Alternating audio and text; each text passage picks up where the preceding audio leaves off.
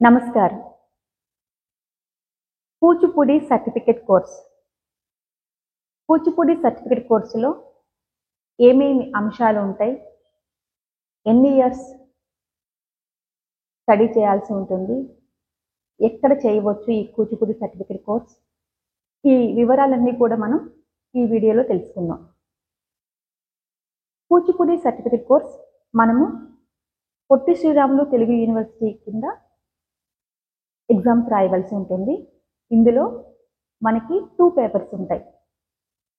Paper 1 practical, paper 2 theory. ఇవి రెండు కలిపి కూడా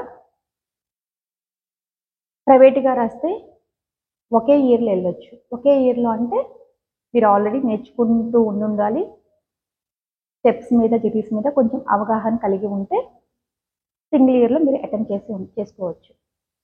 మీకు అసలు ఏ బేసిక్ లేదు, కూచిపూడి అనేది రాదు, అలాంటప్పుడు మినిమం 4 ఇయర్స్ అయితే పడుతుంది. వచ్చే రెగ్యులారిటీని బట్టి కానీ చేసే సాధన బట్టి కానీ మీ టైం అనేది తీసుకుంటుంది. సో ఈ కూచిపూడి సర్టిఫికేట్ కోర్స్ ఎక్కడ చేయొచ్చు? మీరు ఏ గురువు దగ్గర నేర్చుకుంటున్నారో ఆ గురువు మిమ్మల్ని కంపల్సరీ కూచిపూడి సర్టిఫికేట్ కోర్స్ పంపిస్తూ ఉంటారు. లేదు మీరు త్రూ గవర్నమెంట్ కాలేజ్ నుంచి కూడా చేసుకోవచ్చు. హైదరాబాద్లో అయితే కనుక భక్త రామదాస్ కాలేజీ ఉంది, అలాగే కోటిలో కాలేజీ ఉంది. సో మీరు అక్కడైనా చేసుకోవచ్చు.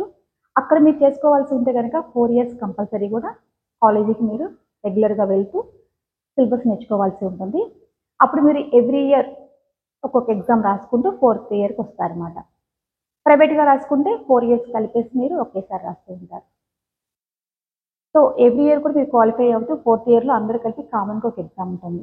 ప్రైవేట్గా రాసినా కూడా త్రూ గవర్నమెంట్ కాలేజీగా రాసినా కూడా 2 సర్టిఫికెట్స్ కూడా వ్యాలిడ్. సో అసలు ఈ కూచిపూడి సర్టిఫికెట్ ప్రాక్టికల్లో ఏమేమి అంశాలు ఉంటాయి, థియరీలో ఏమేమి అంశాలు ఉంటాయి? ముందుగా ప్రాక్టికల్. ఈ ప్రాక్టికల్ ఎగ్జామ్ ఎలా జరుగుతుంది, ఇందులో ఏమేమి అంశాలు ఉంటాయో తెలుసుకుందాం. ఈ ప్రాక్టికల్ అనేది ముందుగా మనము అన్ని జాతుల స్టెప్స్ నేర్చుకోవాల్సి ఉంటుంది. అలాగే అన్ని జాతుల జతులు కూడా నేర్చుకోవాల్సి ఉంటుంది. అన్ని జాతులు అంటే తెలుసు మీకు ఆల్రెడీ. 5 పంచజాతులు ఉంటాయి మనకి: తిస్రం, చతురస్రం, మిశ్రం, కంఠం, సంకీర్ణం. ఈ 5 జాతులు కూడా మనం అన్ని నేర్చుకొని తరోగా ఉండాలి. వాటితో పాటు కొన్ని ఐటమ్స్ ఉంటాయి అన్నమాట. ఈ ఐటమ్స్ కూడా మీరు ప్రిపేర్ అయి ఉండాలి. ఐటమ్స్ కూడా మీకు లిస్ట్ చెప్తాను. ముందుగా వినాయక కౌతం వచ్చి ఉండాలి. ఏదైనా వినాయక కౌతం. జతిస్వరం ఒక జతిస్వరం నేర్చుకుని ఉండాలి. అలాగే తులువ రాజేంద్ర శబ్దం, రామాయణ శబ్దం, కృష్ణం కలయ సఖీ తరంగం, అలాగే రామదాసు కీర్తన, తర్వాత బాలగోపాల తరంగం, ఆ తర్వాత క్షేత్రయ్య పదం. పదాలు 2 నేర్చుకోవాల్సి ఉంటుంది. ఒకటి కంపల్సరీ క్షేత్రయ్య పదం నేర్చుకోవాల్సి ఉంటుంది, ఇంకొకటి ఎనీ పదం. తర్వాత జావలి. ఆ తర్వాత శ్రీకృష్ణ కర్ణామృతం నుంచి ఒక శ్లోకం నేర్చుకోవాల్సి ఉంటుంది.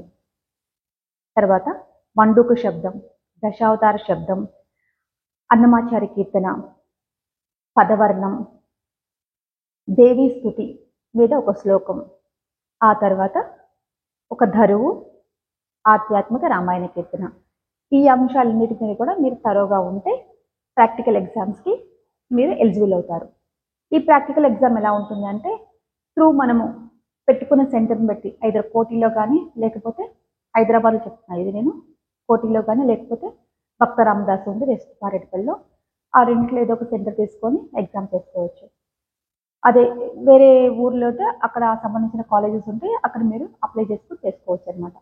అక్కడ ఎలా ఎగ్జామ్ కండక్ట్ చేస్తూ ఉంటారంటే మీరు మీ గురువుతో పాటు ఎగ్జామ్కి వెళ్తారు. అక్కడ మీకు ఒక ఇన్విజిలేటర్ ఉంటారు. సో మీరు ఈ నేర్చుకున్న ఐటమ్స్ అన్నీ కూడా వాళ్ళు ఎక్కడ ఏ అంశం అడిగితే ఆ అంశాన్ని మీరు ప్రదర్శించే విధంగా తయారై ఉండాలన్నమాట. సో వాళ్ళు ఒక జతిస్వరం వచ్చనుకోండి, జతిస్వరం ఫస్ట్ నుంచి చెయ్యని చెప్పరు, ఏదో ఒక పార్ట్ అడగవచ్చు. సో మీరు అన్నిట్లో కూడా తరోగా ఉంటే కనుక ఎగ్జామ్ బాగా చేస్తారనమాట.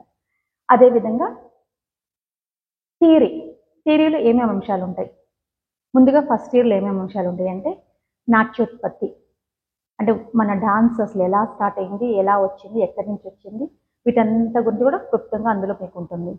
తర్వాత నిర్వచనాలు: నాట్యము, నృత్యము, లాస్యము, తాండవము, పాత్ర, అపాత్ర, కింకిణి, సభ, వీటన్నిటి మీద కూడా మీరు ఎక్స్ప్లెనేషన్ ఇస్తూ ఉండాలన్నమాట.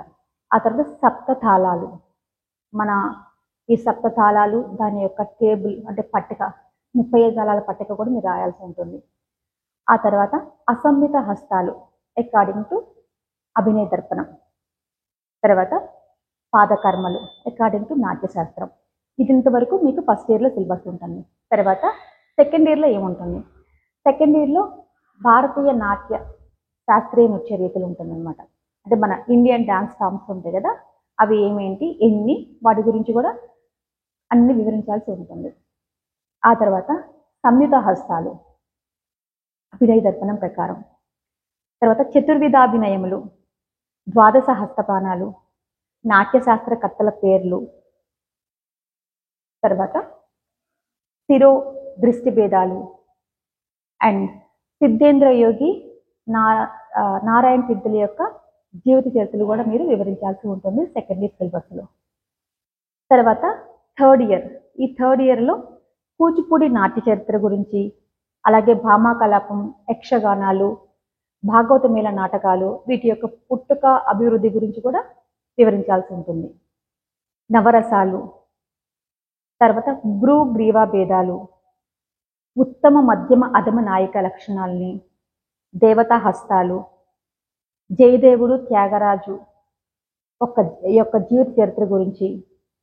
తర్వాత నాట్యత్రయం, వేదాంతం లక్ష్మీనారాయణ శాస్త్రి గారి గురించి, వెంపటి వెంకటనారాయణ శాస్త్రి గురించి గారి, తర్వాత చింత వెంకటరామయ్య గారి జీవిత చరిత్రలు కూడా రాయాల్సి ఉంటుంది. చివరి సంవత్సరం అంటే 4వ సంవత్సరం. ఈ 4వ సంవత్సరంలో ఏమేమి ఉంటుందంటే స్వీయ పరకీయ సామాన్య నాయిక లక్షణాలు, అష్టవిధ నాయిక అవస్థలు ఉంటుంది. ఆ తర్వాత దశావతార హస్త లక్షణ వినియోగం ఉంటుంది. తర్వాత లోకధర్మి, నాట్యధర్మి గురించి వివరించాల్సి ఉంటుంది. తర్వాత క్షేత్రయ్య, అన్నమాచార్య, రామదాసు, మునిపల్లి సుబ్రహ్మణ్యం కవి గారి గురించి జీవిత చరిత్రలు రాయాల్సి ఉంటుంది. ఇది మీకు సిలబస్ అన్నమాట. ప్రాక్టికల్ 100 మార్క్స్ ఉంటుంది, థియరీ 100 మార్క్స్ ఉంటుంది. ఈ 4 ఇయర్ సిలబస్ కూడా కలిపి ఒకసారి పెడతారనమాట. థియరీ అయిపోయినా కొన్ని డేస్ గ్యాప్ తీసుకొని ప్రాక్టికల్ ఎగ్జామ్ పెడుతూ ఉంటారు. ఈ విధంగా సర్టిఫికేట్ కోర్స్కి ఎలిజిబుల్ ఉంటారు. సో బుక్స్ ఎలా అని చాలా మంది అడుగుతున్నారు నన్ను.